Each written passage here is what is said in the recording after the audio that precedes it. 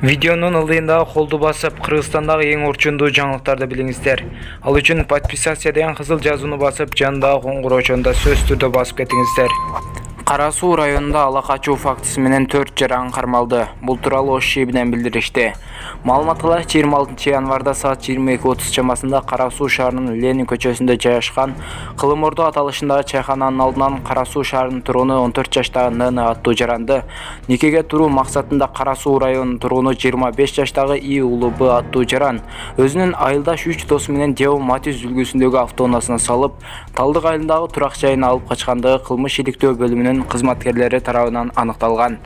Алгачкы текшерүүнүн жүрүшүндө окуя болгон жерге ыкчам тергөө тобу чыгып, жогоруда көрсөтүлгөн атуулдар такталып тергөөгө камсыз кылынган. Аталган факты кылмыштардын бердиктүү реестрине катталып, Жазык кодексинин 172-беренесинин негизинде кылмыш иши козголду.